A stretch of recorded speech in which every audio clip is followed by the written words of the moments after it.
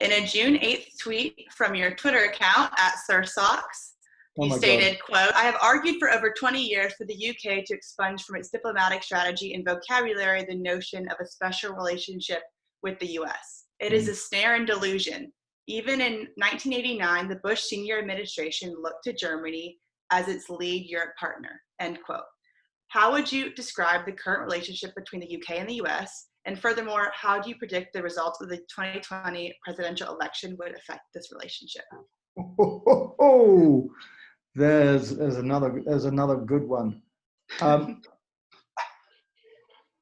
Right now, you have this personal relationship between Donald Trump and Boris Johnson, which appears to be close. They appear to get on together. He knows how to flatter him, and Trump, with his kind of sort of visceral instincts, knows how to make Boris smile. So Trump gets on with Boris far better than he ever did with Theresa May, and I suspect far better than he would have done with David Cameron or even with Tony Blair, to be quite honest.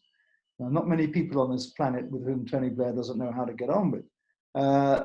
So at that level, the relationship is good, and I think they talk to each other on the phone from time to time. But as I said earlier on, in all honesty, they're not soul brothers. They're not soul brothers. One example I take from COVID-19 is that Donald Trump has sought to put distance between himself and Anthony Fauci. He doesn't agree with what Fauci is. Is that how you pronounce his name in America? Fauci? He's Fauci, is he? Fauci?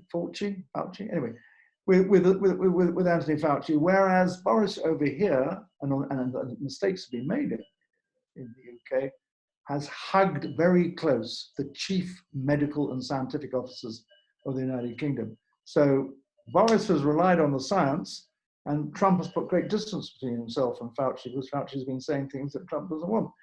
And I just take that as one example to show that despite a superficial amiability between them, in substance, I think there are significant differences between them. The thing that matters to us in Britain about the relationship with the United States right now are the good old things like defense and intelligence, which kind of almost goes on its own, irrespective of which government you have in London and which government you have in Washington. So that is still very, very close, but it's kind of the disciplines apart: intelligence, espionage, military procurement, all that stuff. What is in the foremost of the agenda for the British government today is the need to negotiate a free trade agreement with the United States for the moment when, at the end of this year, we have finally left the European Union. We're in a kind of formally we've left already, but we're in a transition period which ends at the end of 2020. Now, what we want is a free trade agreement covering goods, services, and all the other stuff by the end of the year, which we're not going to get because it's all ensnared with the presidential election and with a third of the Senate changing and all that kind of stuff. Now, I think what we the Brits, I mean, I think sometimes I don't want to give it sort of enormous importance to myself, but sometimes I feel like a voice crying in the wilderness, because I say to the government, people I know in the government, look, the Americans are going to say wonderful things about how they really want to have a lovely, or as Donald Trump said, beautiful free trade agreement with the United Kingdom. Yes, we want that. And it's oh, yes, please, we'll give it to you tomorrow morning. But when you actually sit down, it doesn't matter what the rhetoric is, you sit down at the table, and on the other side are the American negotiators, who are the toughest of the tough. And I've negotiated with Russians, I can tell you, and they're tougher. All this flim-flam about a very beautiful agreement, which we've had from Donald Trump, doesn't matter a damn thing. What matters to the US negotiator, as it should matter to the British negotiator, is that you seek to advance your national interest in the negotiation, you play as tough as you can, you have your fallback positions and your red lines, and you go at it, hammer and tongs.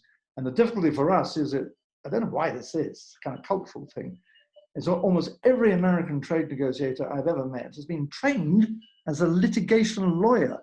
So they bring to the table, you know, the skills of cut and thrust in the courtroom. And you have to get up very early in the morning and be absolutely on top of your brief to be able to, this is not really this is a long-winded answer to your question. But what I am saying is the relationship with America basically is good, but we've got some really tough issues to resolve, which may provoke differences between the two sides of the Atlantic. Above all, this foreign trade agreement.